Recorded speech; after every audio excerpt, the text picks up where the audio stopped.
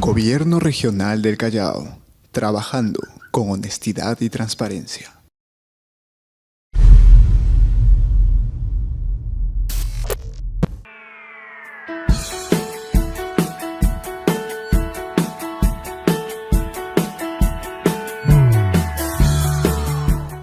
Tengan ustedes muy buenas tardes.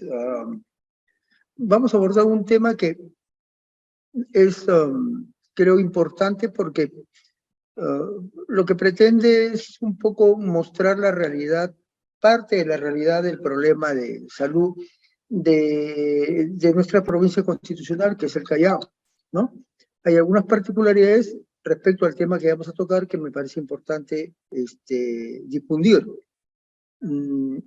Agradezco, por tanto, a los organizadores a este tercer curso de pediatría ambulatoria del Hospital San José el haberme invitado para desarrollar este tema. El tema lo he titulado Malformaciones congénitas, un problema que requiere ser enfrentado. Y requiere ser enfrentado porque es un problema de salud pública, como vamos a mostrar en el transcurso de la exposición, ¿no? Y es fundamental hacer un diagnóstico neonatal, porque obviamente muchas veces tenemos la mirada del problema, pero no lo observamos propiamente, ¿no? Creo que el personal de salud y el médico en particular tiene la obligación de plantear alternativas de solución a los problemas de salud que la aquejan sobre todo en el sector donde labora, ¿no? Y eso es lo que deseamos abordar el día de hoy, ¿no? Entonces, vamos a empezar con una reflexión. Una idea no importa cuán grandiosa sea, nos sirve hasta que es transmitida y entendida por los demás, que es lo que pretendemos hacer el día de hoy, ¿no? Bien, entrando directamente al tema, diremos que las malformaciones congénitas o anomalías congénitas son anormalidades estructurales o funcionales, como los trastornos metabólicos, que están presentes desde el nacimiento, pero el origen es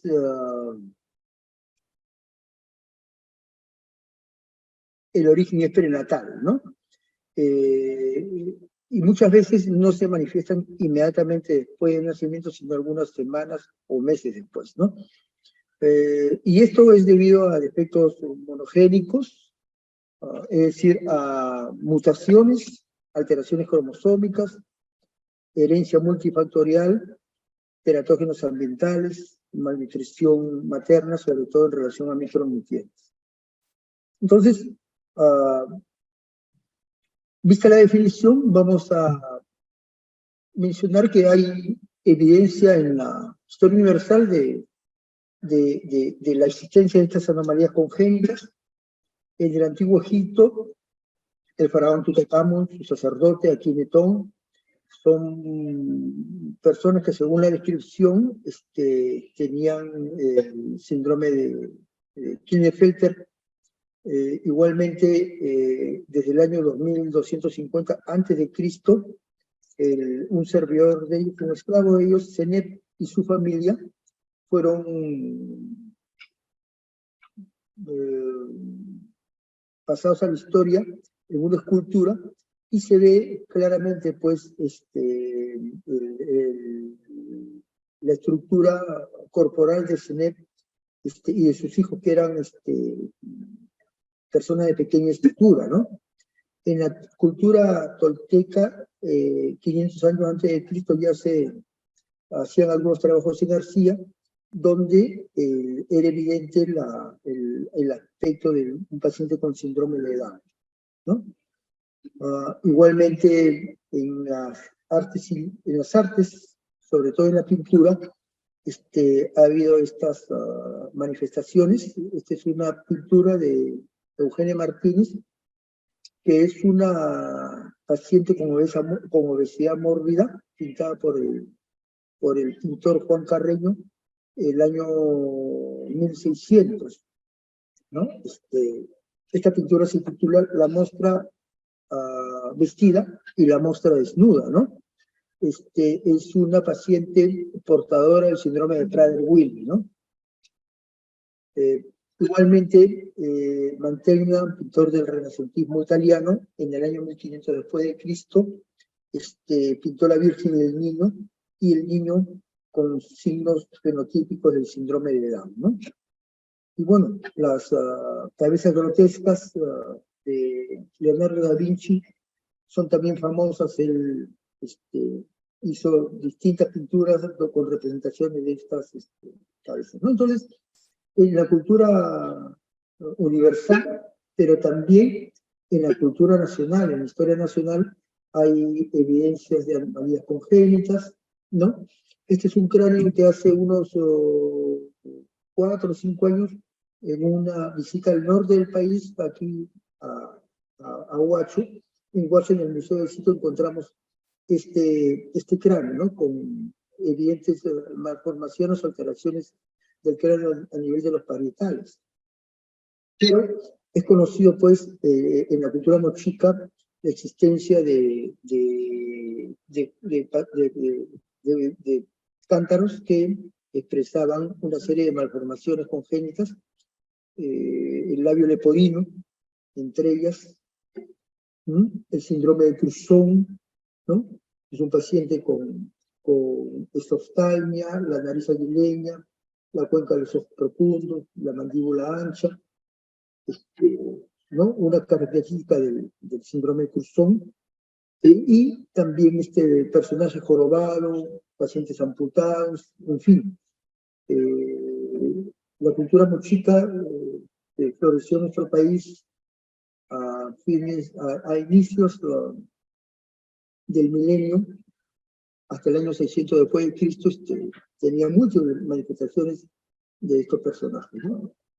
Y hay, obviamente, fueron famosos: Carlos II de España, portador del síndrome de Klinefelter, ¿no?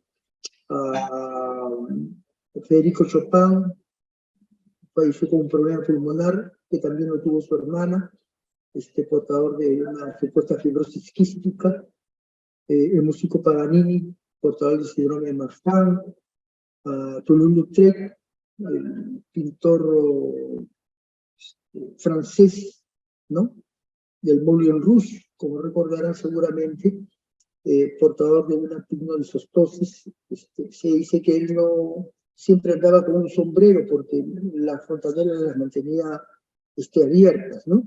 Y las características de esta enfermedad denotaba un paciente de extremidades cortas, pequeño, mandíbula ancha, ¿no?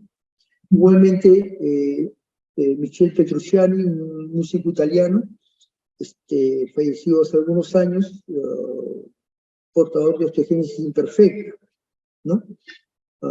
Nelson Ned, probablemente lo recordemos más cercanamente, igual falleció hace 8 o 10 años, portador de una disostosis con espóndilo epifisiario, ¿no? Y cuyas hijas heredaron el mismo problema que el padre, ¿no? Les muestro estas fotos porque quiero hacer notar que, a pesar de que son enfermedades que pueden ser enfermedades sumamente limitantes, sin embargo, esto no impidió que esta persona destacara en la profesión que hicieron, ¿no? Samuel Hawking, portador de la esclerosis lateral amiotrófica, y Michael Phelps, el tiburón de Filadelfia, creo que era, ganó más medallas olímpicas en 2 o 3 mundiales que todo Sudamérica junto, ¿no? Como 30 medallas de oro, ¿no? Portador del síndrome de Marfan, ¿no? Como digo, nunca fue impedimento para que ellos pudieran desarrollarse como individuos, y es más, destacar enormemente en la actividad política, ¿no? Desde antaño, pues, los pacientes con anomalías congénitas, malformaciones congénitas, fueron un modo de llamar la atención. Se exhibían en los circos, ¿no? Carlos II de España hizo pintar a esta niña, la hizo traer al palacio y la hizo pintar, ¿no? Justamente dando acogida y mostrando a este tipo de personas que fueron exiliadas mucho en los circos, ¿no? Hay familias en historia universal como la familia real de la reina Victoria en Inglaterra, portador de hemofilia. Obviamente, y esto es importante, cuando hay consanguinidad entre los padres y esta persona de la monarquía inglesa y de la monarquía europea en general, heredaban pues todas las taras que podían existir en la familia, dentro de ellos la hemofilia, ¿no? Porque se casaron entre ellos, ¿no? Y también algunos se hicieron famosas, como Noti Amjad, ganador del récord Guinness por el tamaño, ¿no? 40 centímetros de estatura. Entonces, esto ha existido pues desde antaño, evolutivamente, había una serie de creencias, era un foco de superstición, de ridiculez, ¿no? Llamaban mucho la atención, ¿no? Hasta la década del 30-40 del siglo pasado, en que se comenzó a desarrollar ya la ciencia de la teratología en las ciencias médicas, ¿no? Y justamente a raíz del uso de la talidomida, en la década del fin del 50 e inicio del 60, se tomó mayor importancia de estas enfermedades, ¿no? Vemos un paciente con focomelia hacia la izquierda y hacia la derecha tenemos la estatua de Alison Lapper, que es la última mujer que sufrió las consecuencias de la talidomida. Eso fue en la década, del inicio del 60, ¿no? Y a pesar de tener esta limitación tan extrema, llegó a ser una pintora famosa, ¿no? Pintaba pues con la boca, ¿no? Entonces, nuevamente, la importancia del desarrollo de las personas a pesar de las serias limitaciones que tienen, ¿no? ¿Cuáles son las consecuencias sociales de estas anomalías congénitas o malformaciones congénitas? Cuando no generan mortalidad, pueden desencadenar alteraciones crónicas que afectarán la calidad de vida del paciente y de su entorno, ¿no? Constituyen además un alto costo para la economía de la familia y para la sociedad, desde el punto de vista quirúrgico, desde el punto de vista de rehabilitación, y también en el empleo de medicamentos que en forma crónica probablemente van a tener que consumir. Y obviamente son un problema de salud pública que desafortunadamente en nuestro medio no son visibles para las autoridades y por tanto no se enfrentan, ¿no? Cuando los niños no se reflejan en las estadísticas, y en general cuando los individuos no se reflejan en las estadísticas, pero particularmente los niños, estos son invisibles a las políticas y programas que pueden promover su derecho o su bienestar, a lo cual la sociedad tiene la obligación de asistir. Entonces, vamos a ver ahora un poco cuál es la magnitud del problema, tanto a nivel internacional como nacional y particularmente a nivel local, ¿no? Recién, hace 7 años, se instauró el Día Mundial de los Defectos de Nacimientos por la OMS, ¿no? El 3 de marzo es el Día Mundial de los Defectos de Nacimiento. Y recién a partir, como digo, del año 2015 se instauró, ¿no? Recordemos siempre que estos defectos no solamente se pueden prevenir, sino también se pueden tratar. Estos son como la punta del iceberg, ¿no?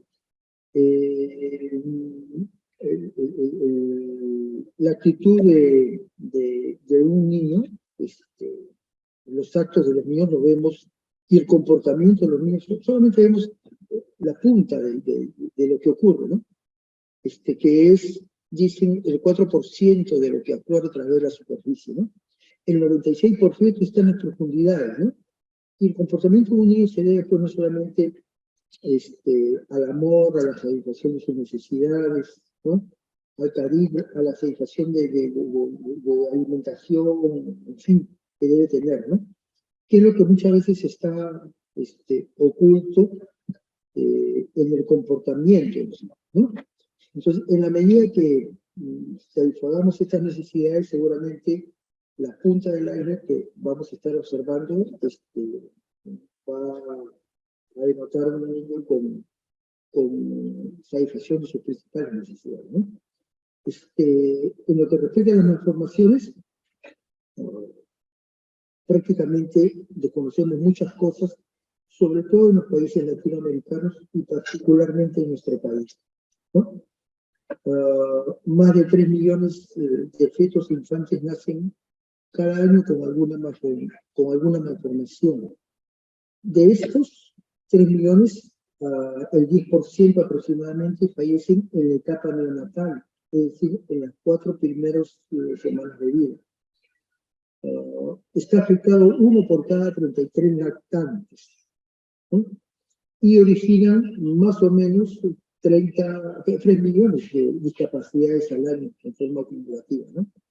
Y algo que llama la atención, porque obviamente el aspecto diagnóstico está muy limitado, es que de cada 100 pacientes con malformaciones, 94 nacen en países como el nuestro, en los países subdesarrollados, ¿no? En Latinoamérica constituyen la segunda causa principal de muerte en recién nacidos y niños menores de 5 años a nivel de las Américas, ¿no? Debo mencionar que ya en muchas unidades, en muchos países, estas anomalías congénitas son la primera causa, ¿no?, de muerte, ¿no? Y también en nuestro medio, en la maternidad, constituyen ya la primera causa hace algunos años, igualmente en nuestro hospital, de la tercera causa prácticamente ya está bordeando la primera causa de muerte, ¿no? Los trastornos congénitos graves más frecuentes son las malformaciones cardíacas, los defectos del tubo neural y el síndrome de Down, ¿no? Algunos de ellos, por sus expresiones clínicas, las podemos reconocer, las malformaciones cardíacas. No siempre tenemos el acceso para hacer el diagnóstico preciso de qué tipo de malformación es. Pero los defectos del tubo neural, el síndrome de Down y también las alteraciones digestivas son algo que definitivamente sí lo podemos objetivar, ¿no? No todos estos defectos de nacimiento son fatales, muchos de estos niños sobreviven, y estos son los niños que tienen mayor riesgo de discapacidad, que, como repito, aproximadamente 3 millones de discapacitados al año a largo plazo, ¿no? Entonces, vamos a ver un poco de estadística nacional. La estadística nacional, debo mencionar que esta es una revisión que hice hace algunos años, que en verdad no me satisfizo porque, en primer lugar, no hay una disposición para que las alteraciones o malformaciones congénitas sean reportadas por los obligatoriedad de este reporte, como sí existe, por ejemplo, con algunas enfermedades infecciosas como la sífilis, o la poliomielitis o el sarampión. O sea, no hay errores, ¿no? Entonces, ¿qué nos encontramos respecto a lo que es información nacional, ¿no? Este es el número de avistas según grupos de enfermedades, categorías y subcategorías por grupos de edad, ¿no? Avisa se refiere a la cantidad de años saludables que puede tener una persona si es que se presenta alguna alteración, cómo esto se recorta, ¿no?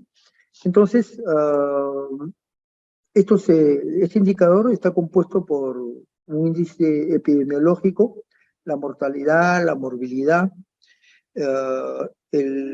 los cambios de años perdidos y las discapacidades que se pueden presentar en el transcurso de los años, ¿sí?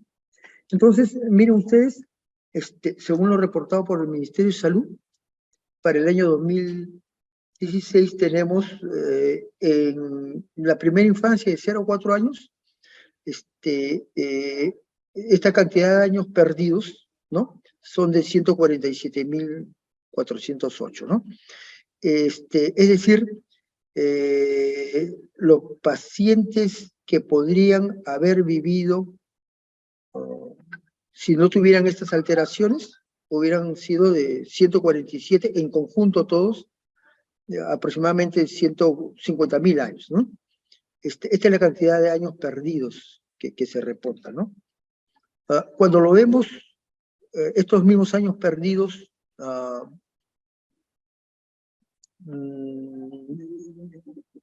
por cada 1.000 habitantes, ¿no? Vemos que, según el Ministerio de Salud nuevamente, cada 1.000 habitantes se pierden 50 años por estas anomalías congénitas, ¿no? Las primeras son las perinatales, acá según la información esta es de 200 años, deficiencias nutricionales, en fin. Pero por anomalías es la cuarta entidad que se expresa, y de 50 años por cada 1.000 habitantes, ¿no? Pero, ¿cómo podemos tener confianza a esta información si no tenemos si no se reportan estas anomalías al Ministerio de Salud? Entonces, estos son datos que son muy sesgados, probablemente, ¿no? Y tal es así que hace unos días entré para revisar, hacer un análisis de la carga de enfermedades al 2020, y me encontré con este cuadro en donde están las regiones del Perú, y decía ahí, pues, para ver la información, haga clic en el mapa y ubique la región que desea visualizar. Insistí varias veces en buscar la región Callao, y la región Callao no existe en la estadística del Ministerio de Salud. Seguramente para los que recaban información de la región Callao, hay en el Ministerio de Salud varios aspectos en donde no se toma en cuenta la región, ¿no? Pienso yo que probablemente porque es provincia constitucional, o la información la diluyen en lo que es Lima, pero el Callao tiene sus particularidades y es diferente a Lima, ¿no? Lo real es que no hay una información estadística del Ministerio de Salud respecto al Callao, ¿no? Entonces, eso nos obliga a nosotros tomar nuestra propia estadística, y el año 2011 comenzamos a revisar cómo era la estadística de las malformaciones. Entonces, agrupamos malformaciones de diferentes tipos, y comenzamos a ver qué cantidad de malformaciones teníamos, ¿no? Encontramos ese año que del sistema cardiovascular tuvimos 109 pacientes con soplos cardíacos en general, ¿no? Más o menos la cantidad de pacientes que hay en el Callao son 17.000 nacimientos en el año, de los cuales el 60% ocurren a nivel del Ministerio de Salud. El otro 40% ocurren a nivel de salud, de la seguridad social. El hospital atendía aproximadamente 6.000 nacimientos, en la actualidad atiende más o menos 3.500 nacimientos, ¿no? Y esa es la información que yo les voy a reportar acá, ¿no? Encontramos 109 pacientes con alteración del sistema cardiovascular. Eso significaba más o menos 32 pacientes por cada 1.000 recién nacidos vivos en ese año, ¿no? Es lo que reportábamos, ¿no? Sin embargo, a nivel latinoamericano se reportan solamente 10 por cada 1.000 recién nacidos, ¿no? O sea, nosotros teníamos 3 veces más. Del sistema nervioso encontramos 32 pacientes, que significan casi 10 por cada 1.000 recién nacidos vivos. A nivel latinoamericano se reporta 1 por cada 2.000, es decir, nosotros reportábamos casi 19 por cada 2.000, o sea, una cantidad realmente exorbitante, ¿no? Del sistema digestivo, malformaciones del sistema digestivo, encontramos 18, eso significa más o menos 5, poco más de 5 por cada 1.000, y se reporta 1 por cada 1.000, nosotros tenemos 5. De síndrome de Down, nosotros reportamos casi 5 por cada 1.000, y se reporta 1 por cada 1.000 más o menos, ¿no? O sea, 5 veces más. Hipotiroidismo, que nos era en ese año sumamente difícil diagnosticar, y lo diagnosticábamos tardíamente, ¿no? encontrábamos 1.5 por cada 1000 y se reporta 1 por cada 3 a 4000 nacimientos. Entonces, fisura labiopalatina, ¿quién no va a reconocer una fisura labiopalatina? ¿No? Eso es evidente. Se reportan 6 por cada 10.000 y nosotros encontramos 12 por cada 10.000. Entonces, nos llamó la atención porque reportábamos mucho más de lo que se menciona a nivel internacional. Y comenzamos a hacer seguimiento, pues, en algunos años después, y encontramos que efectivamente nuestros reportes estaban mucho más aumentados. Hablo del hospital, no hablo de la región Callao. Quizá pensamos porque el hospital es un centro de referencia de todo el Callao para el sistema del Ministerio de Salud. Esa podría ser una causa, ¿no? Pero lo real es que no tenemos una información exacta del Callao, ¿no? Cuando he querido informarme sobre cuántos pacientes con síndrome de Down, por ejemplo, nacen en la seguridad social, esa información ellos no la tienen centralizada, como tampoco la tenemos centralizada nosotros, ¿no? Entonces, esta información del año 2016-15, de 15 y después de 10, solamente se refieren a los pacientes con síndrome de Down que hospitalizamos. Pero hay un grupo de pacientes que tienen síndrome de Down y no la hospitalizamos, y son portadores de esta trisomía, ¿no? Entonces, esa información no la tenemos recabada, ¿no? Sin embargo, repito, los datos que teníamos realmente son sumamente alarmantes, ¿no?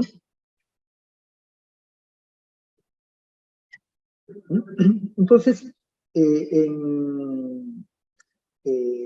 las malformaciones que hemos recabado, que son las que podemos evaluar directamente, que son las, entre comillas, externas, son las malformaciones del tubo neural, del tubo digestivo, el sistema digestivo y el síndrome de Down, ¿no?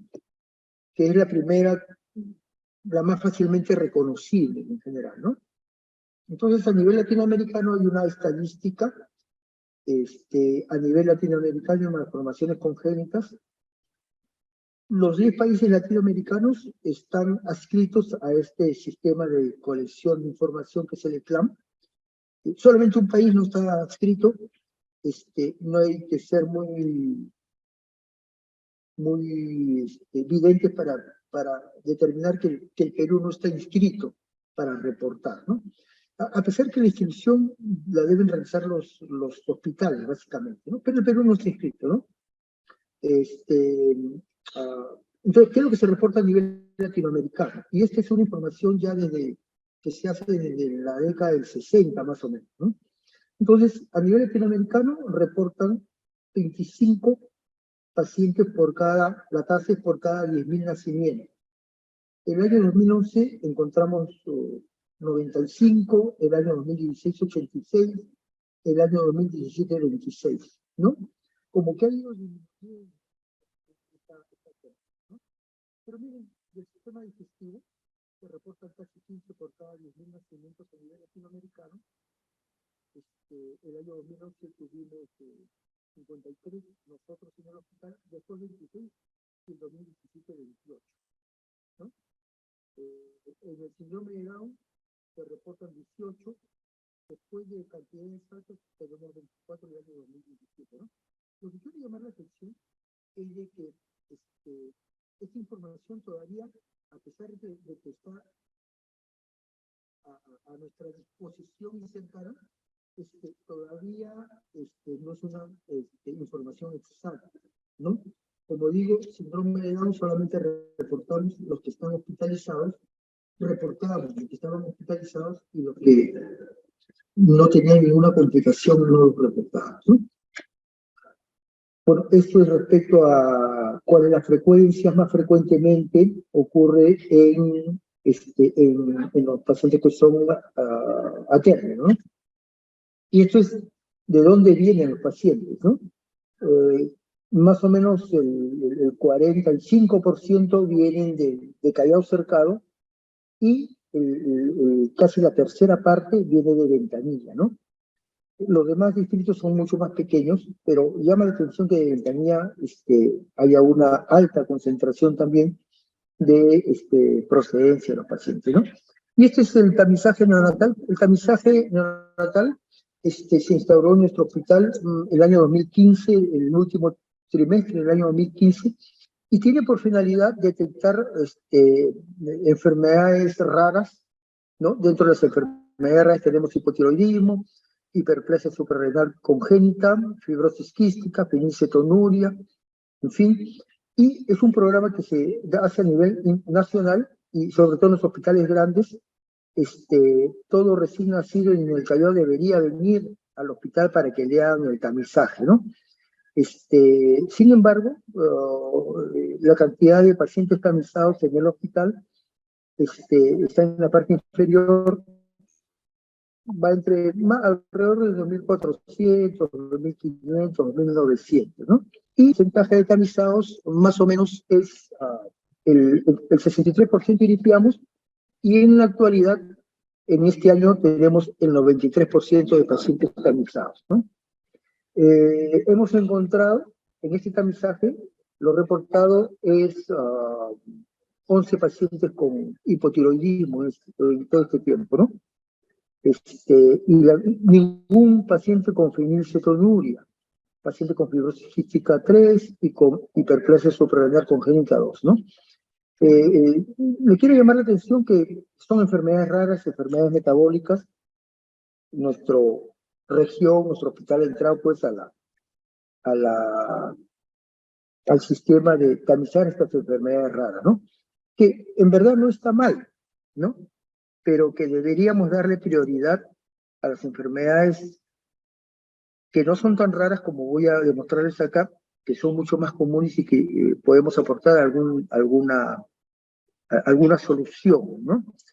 En cuanto a la etiología, tenemos anomalías congénitas mayores y las anomalías congénitas menores. Hablamos de las mayores a todas aquellas que ponen en riesgo la vida del paciente, son de una altísima mortalidad y morbilidad además, ¿no? Entonces hay enumeradas ahí anencefalia, nadie puede vivir con el parte del encéfalo no cubierto, ¿no? Craneorraquitisis, defecto de reducción de extremidades, espina bífida, una serie de enfermedades todas que van a alterar el desarrollo y la vida del paciente, ¿no?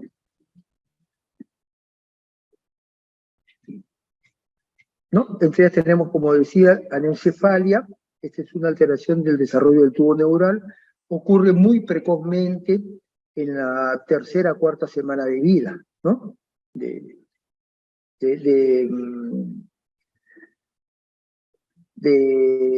desarrollo embrionario, ¿no? La craneorraquitis igualmente, esta alteración es mucho más grave y comporta además la parte superior de la médula espinal, ¿no? Hidrocefalia o hidranencefalia, ¿no? Hidrocefalia, perdón, obviamente también va a comprometer la vida del paciente, ¿no? Si no se actúa rápidamente y a veces no tenemos los insumos necesarios para la cirugía del paciente y ayudarlo de esa forma, ¿no? Pero también va a comprometer la vida del paciente, encéfalocele, ¿no? Espina bífida, bastante frecuente. Este año ya estamos teniendo 4 pacientes con espina bífida en el hospital, ¿no? Y algunas alteraciones como esta asimetría facial que pudiera no ser una malformación congénita mayor, pero cuando le hacemos pues una tomografía encontramos que el paciente es portador de una tumoración que destruye no solamente la región malar, sino también la órbita del ojo, ¿no? Este paciente fue derivado al INEM, ¿no? Para tratamiento. Estas fotografías son fotografías de nuestros pacientes, ¿no? Onfaloceles, que son alteraciones de la pared abdominal, y la gastrosquisis, ¿no? Para todos estos pacientes hay solución ahora en nuestro medio, labio fisurado y paladar hendido. Recordemos que siempre que hay un defecto de la línea media, además acá hay una separación grande de los ojos, ¿no? Siempre que hay un defecto de la línea media, hay que pensar en que eventualmente puede haber una alteración del desarrollo del prosencéfalo, ¿no? Que es la holoprosencefalia y que no la podemos ver sino con una ecografía, ¿no? Malformación de extremidades que nos va a generar también alteración en la calidad de vida del paciente. Estos pacientes además tienen otras malformaciones, una luxación de la rodilla, este es portador de malformaciones múltiples, igualmente este es un pie, le llaman del cangrejo, de la langosta, ¿no? Hay ausencia del segundo, tercer y cuarto dedos, ¿no? Y acá tenemos igualmente un paciente que tiene malformaciones múltiples con una luxación de la muñeca, y esto se cursa con una ausencia de radio, ¿no? Del hueso del radio, ¿no? Y entonces, estas son alteraciones que van a alterar la vida del paciente, ¿no? Pero hay también malformaciones que no podemos ver, que sí tenemos la obligación de sospecharlas, ¿no? Las alteraciones, como la atresia esofágica, ¿no? Aquí vemos, el antecedente siempre es el polidramnios, ¿no? Estos pacientes cursan con polidramnios y con secreción salival abundante. Entonces le pasamos una sonda y la sonda retorna, ¿no? Está hecho el diagnóstico con una atresia esofágica o la atresia duodenal, que también cursa con polidramnios, ¿no? Y usualmente es frecuente en pacientes con síndrome de Down, ¿no? O la hernia diafragmática. Entonces, todos estos malformaciones que son internas tienen expresión rápidamente en la salud del paciente desde los primeros minutos de vida, ¿no? O la malformación anorrectal con fístula, hay también las malformaciones sin fístula, o el hipotiroidismo congénito, ¿no? Este fue el último paciente con hipotiroidismo congénito, lo vimos hace 2 años, antes de la pandemia, y 5 semanas de vida, ¿no? Ictericia prolongada, hernia umbilical, macroglosia, piel seca, ¿no? Como decimos, el diagnóstico lo hace hasta el señor portero, ¿no? Entonces, ahora tenemos la ventaja de hacer el tamizaje y podemos hacer el diagnóstico, ¿no? O la hiperplasia suprarrenal congénita, cuyo signo más característico es los genitales ambiguos, ¿no? Estos son genitales de una mujercita, ¿no? Esta es una hipertrofia del clítoris, y esto que parecen las bolsas escrotales en realidad son los labios mayores, ¿no? Entonces, ahora tenemos la posibilidad de hacer el diagnóstico con el tamizaje, ¿no? Después tenemos las anomalías congénitas menores, que no ponen en riesgo la vida del paciente. En todo caso, más es la cuestión de tipo estético, ¿no? La simetría facial, polidactilia, el testículo no descendido, micrognatia, en fin, ¿no? Esta es una microtia, una orejita pequeña. Hay que determinar aquí si el paciente escucha o no escucha, ¿no? Anquiloglosia, esto puede alterar el problema de succión del bebé. Hemos visto muchas anquiloglosias, ninguna felizmente ha alterado el problema de alimentación del bebé, ¿no? Acrocordón, que es un repliegue de la piel del bebé primitivo, ¿no? Y solamente es un esbozo dérmico nada más, ¿no? Que es de cirugía fácil, a pesar que está en una zona que eventualmente podríamos pensar en una epinia bífida oculta, o higroma quístico, o el ano anterior, ¿no? Que no van a poner en riesgo la vida del paciente, ¿no? Igualmente la polidactilia, ¿ok? Ya sea de la mano o del pie, ¿no? Y el clinodactilia, que es esta desviación del quinto dedo en este caso, ¿no? Y diferente cuando es el pulgar, el primer dedo de la mano, ¿no? Porque es el dedo que va a hacer oposición. Lo que nos diferencia a nosotros de los monos es la prevención que hacemos, ¿no? Y esto ha pasado millones de años para que podamos desarrollar esta función. Ahora hay alternativas, hay cirujanos, traumatólogos de mano que pueden ayudar a nuestros pacientes a establecer esta función, ¿no? También tenemos, y en nuestro medio es frecuente eso, ¿no? Este no es un paciente que está tomado, es un paciente que está un poco con un estado de conciencia comprometido, porque pues la mamá es pues consumidora de alcohol, ¿no? ¿no? Y se da lo que se llama el síndrome fetal alcohólico, ¿no? Frecuente en nuestro medio, que también puede provocar malformaciones o anomalías congénitas, ¿no? Entonces, las causas de las anomalías pueden ser genéticas, más o menos el 25 a 30%, o pueden ser ambientales y maternas, aproximadamente el 10%, y el 60% son multifactoriales o de causa desconocida, o porque hay causa genética con causas ambientales sumadas, ¿no? Entonces yo quiero llamar la atención sobre estas causas ambientales y maternas, el estado nutricional de la madre, ¿no? Tenemos una alta incidencia de desnutrición en nuestro medio, particularmente en el Callao, la exposición a sustancias químicas, a drogas, hay una alta incidencia de drogadicción y de alcoholismo en nuestro medio, infecciones maternas como la rubiola.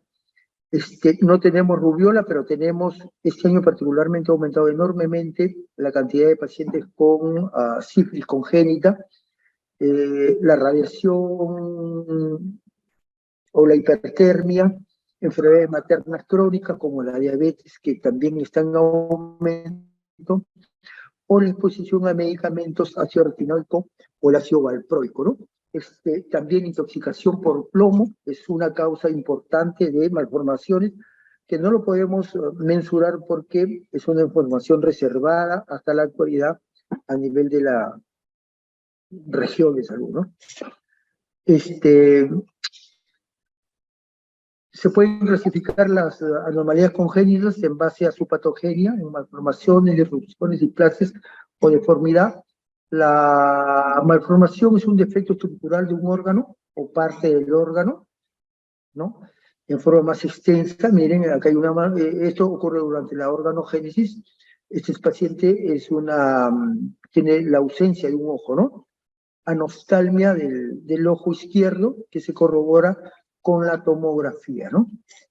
O la disrupción, que es un defecto sobre todo porque hay una intervención o una perturbación extrínseca a un proceso originalmente normal. Este es un paciente que ha tenido bridas congénitas y le originan todo este problema. En la pierna derecha le amputó las piernas y una limitación enorme para este paciente, ¿no? Es un síndrome de Barr, es una aplasia de miembros inferiores, ¿no?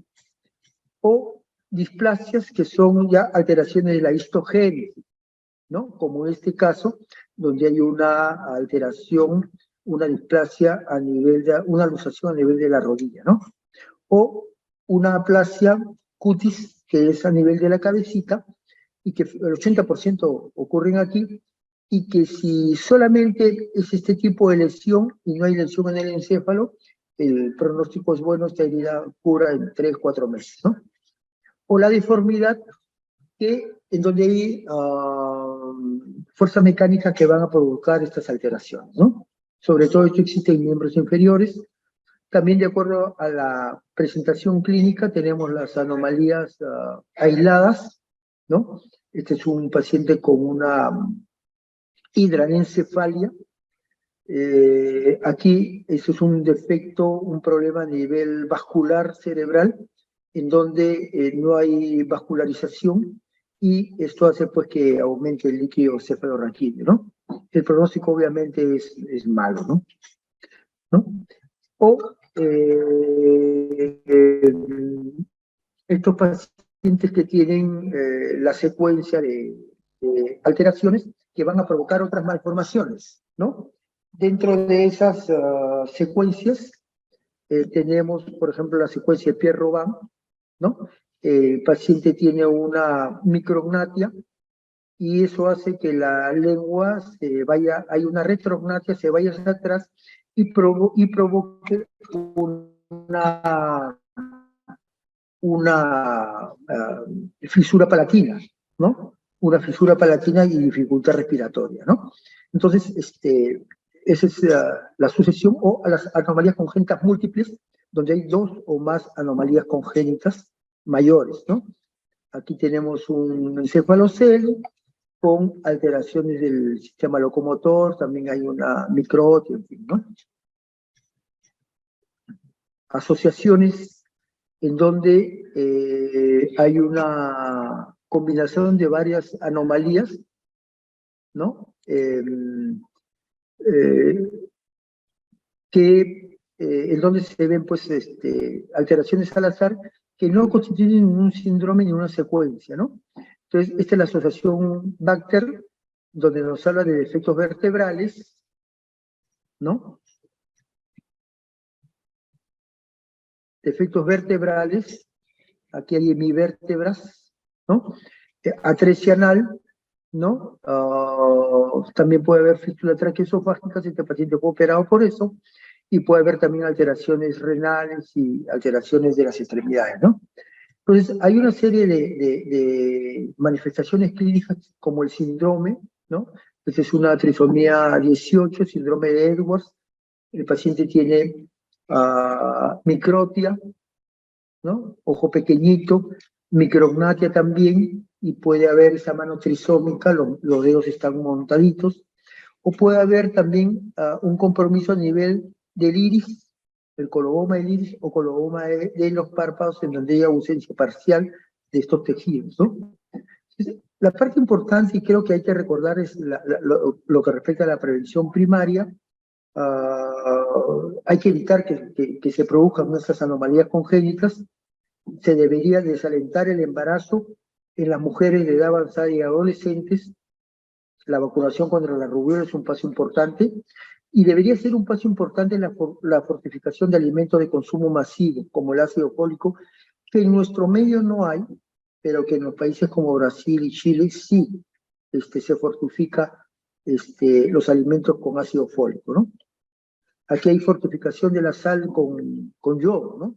Pero esta que es una entidad importante, sobre todo para las malformaciones congénitas del sistema nervioso, no se desarrolla, ¿no? La prevención secundaria, evitar que nazcan estos niños con alteraciones congénitas. Una medida es el aborto terapéutico, ¿no? O evitar disminuir en los afectados la producción y las secuelas, ¿no? El diagnóstico precoz y el tratamiento oportuno es importante. Y la prevención terciaria sobre la que meridianamente se actúa, que es evitar las complicaciones y el tratamiento quirúrgico o de rehabilitación, que tiene por finalidad mejorar la sobrevida de los pacientes, ¿no? Y la calidad de vida, y el apoyo psicológico, y sobre todo el consejo genético, ¿no? Es importante sensibilizar a la población y a las autoridades respecto a este problema, que es un problema grave en nuestro medio, ¿no? Mejorar el diagnóstico de ecografías obstétricas. En nuestro hospital se está haciendo cada vez mejor, pero podría hacerse mejor, ¿no? Los protocolos de notificación de obstetricia y neonatología que no existen como sistema de salud en nuestro medio, y el compromiso de las autoridades respecto a la obligatoriedad de la notificación de estas anomalías, ¿no? Y un programa de vigilancia de estas anomalías que tampoco existe como sistema en nuestro medio, ¿no? Nosotros tenemos en nuestro hospital una ficha de notificación en donde reportamos solamente lo que respecta al bebé recién nacido. No tenemos mayor injerencia en lo que respecta a los natimuertos, por ejemplo, ¿no? Entonces, eso es una cantidad importante de pacientes que se nos escapan, ¿no? ¿Qué requerimos? Mejorar los diagnósticos. El diagnóstico clínico ideal sería contar con un genetista y un laboratorio de genética. En la actualidad esto lo mandamos al Hospital del Niño, y obviamente por los trámites burocráticos se demoran a veces semanas o meses, ¿no? Nuevamente las consecuencias sociales en los que logran sobrevivir pueden provocar pues alteraciones que constituyen un alto costo, ¿no? Y el aspecto de prevención es la parte importante, ¿no? Es un problema de salud pública que no está siendo enfrentado en la actualidad, ¿no? Entonces, nuevamente, si los niños no se reflejan en las estadísticas, son invisibles a políticas y programas que puedan provocar o promover su desarrollo y bienestar, ¿no? Acá al costado he puesto un pensamiento. Dice, usted puede lograr mucho más con una palabra amable y una pistola que con una palabra amable solamente, ¿no? Y no es que le hagamos coro a Al Capone, que fue un mafioso y delincuente norteamericano de la década de los años 20 del siglo pasado, pero en verdad es importante la palabra amable para llamar la atención de las autoridades respecto a estos pacientes, ¿no? Y creo que nuestra pistola está en lo que se refiere a la información estadística, ¿no? Tenemos que ir recabando información estadística para reportar, ¿no? Y hacer de esta información de estadística un arma que abra los ojos a las autoridades para que pueda haber una intervención en este tipo de problemas, ¿no? Una mención muy breve, hicimos hace unos 10 años un estudio sobre hipoacusia neurosensorial. Encontramos que en los pacientes que nacían en el hospital, que vienen de todo el Callao, encontramos que de los pacientes que entraban a la UCI, casi 11% tenían riesgo de tenían hipoacusia neurosensorial, y de los pacientes que nacían en el hospital, de cada 1000, 20 tenían hipoacusia, ¿no? Es decir, si en el Callao tenemos en la actualidad 117.000 nacimientos, solamente que no tienen riesgo, solamente por esta información estadística debemos tener 340 pacientes con sordera en el Callao, ¿no?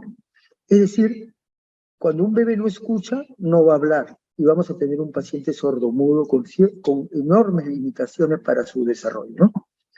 Y esto es algo que deberíamos prevenirlo, y para eso necesitamos solamente un equipo de emisiones fotoacústicas, ¿no? Y miren ustedes la incidencia de estas enfermedades detectables al nacimiento. Fenilcetonuria, que en los 6 años de tamizaje que tenemos en el hospital no hemos encontrado ninguna.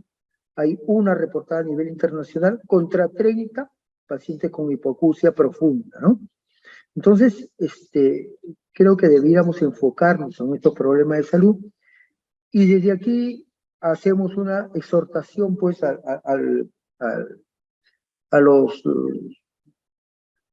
sobre todo a los pediatras, ¿no? Porque son un problema que no visualizamos. El aspecto de prevención es un aspecto importante. Esta es la ciudad de Morococha, ¿no? Yo hice mi servicio rural ahí. Esta es una foto de esa época, hace bastante tiempo.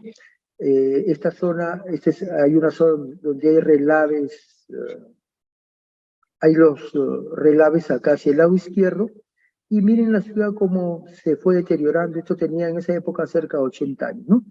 Se fue deteriorando y cada vez había más relaves dentro de la ciudad, ¿no? Hace algunos años han hecho esta ciudad, que es Toromocho, unos 4 o 5 kilómetros pasando Morococha, muy moderna, pero que si no tenemos las precauciones del caso de cuidarla, seguramente va a terminar igual que Morococha, ¿no? Entonces, el aspecto de prevención es un aspecto importante que debemos tener, ¿no? Finalmente, esta es una paciente, la llamaremos María. María tiene en la actualidad 8 años y medio aproximadamente, nació en el hospital. Esta era María cuando nació, y esta es María hace 2 años, antes de la pandemia. Era una niñita que pudo desarrollar enormemente, acudía ya a la escuela, ¿no? Fue intervenida hasta en 3 ocasiones por neurocirugía para mejorar la parte de la craneosinostosis, y estaban ya por intervenir en lo que respecta a las manitos, porque tenía sindactilia, y también a los ojos, ¿no? María, pues, es una niña en la que ha venido desarrollándose dentro de las limitaciones de la mejor manera posible, ¿no? Ella es portadora de un síndrome de Pfeiffer, ¿no? No le brindemos a María solamente un buen desayuno, ¿no? Yo creo que ella tiene derecho a tener una mejor cena de lo que la está teniendo ahora, ¿no? Muy bien, eso es el tema que quería comunicarles. Espero que nos puedan ayudar, pues, en recabar esta información que pueda abrir los ojos un poco a quienes siguen el problema de salud en nuestra región, a tomar decisiones apropiadas en salvaguarda de la salud de nuestros niños, ¿no? No sé si tienen alguna pregunta. Muchas gracias, doctora Erika, por su ponencia y este tema tan importante, ¿no? Que a veces concerta tanto interés al respecto del seguimiento y cómo es la evolución de estos pacientes. Tenemos una preguntita por cuestión de tiempo, doctor, vamos a responderla, por favor. Preguntan...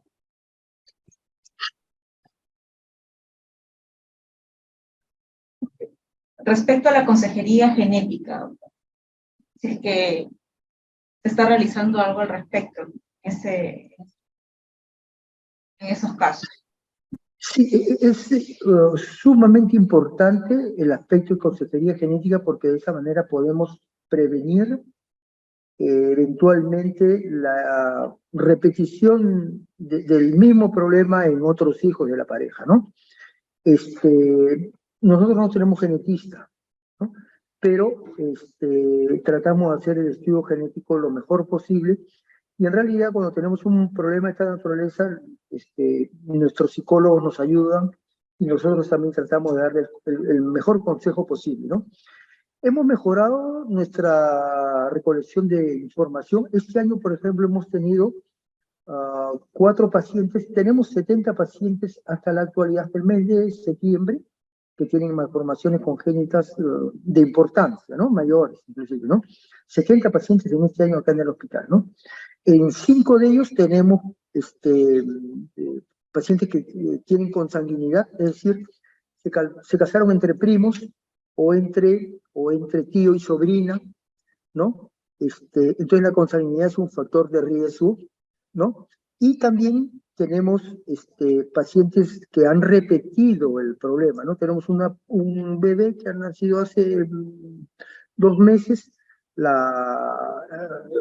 el tercer bebé de una pareja que no tenían consanguinidad, y que cuando le informamos a la mamá que tenía una dextrocardia con una doble cámara de salida, y una dextrocardia del corazón a la derecha, la mamá no se sorprendió, porque ya había tenido un bebé varón también de 6 añitos, que nació en el hospital con dextrocardia, que no tenía ninguna complicación, ¿no? Pero este bebé sí tenía complicaciones y finalmente fue derivada a cardiología del Hospital del Niño. Entonces, estas situaciones ocurren, ¿no? Es importante recabar esa información, porque nos va a servir para orientar a los padres, ¿no? Como digo, no tenemos genetista, pero sí creemos importante pesquisar de la mejor manera posible todos los antecedentes. Nuestra ficha de recolección de datos contempla eso: si hay consanguinidad, si hay pacientes, si hay parientes en el papá o en la mamá, que hayan tenido alguna malformación y qué grado de parentesco hay. Estamos encontrando esa asociación, ¿no? Entonces, con mayor razón, orientamos para que derivarlos al genetista y pueda darle una información más exacta al respecto, ¿no? Muchas gracias, doctora Erika. Bueno, agradecer a usted y a todos los ponentes del día de hoy por tan estimulantes conferencias. Invitarlo para las siguientes exposiciones que son en el turno tarde, doctor, también como participante. También tenemos un cronograma muy interesante. Me gustaría compartir rápidamente por la tarde.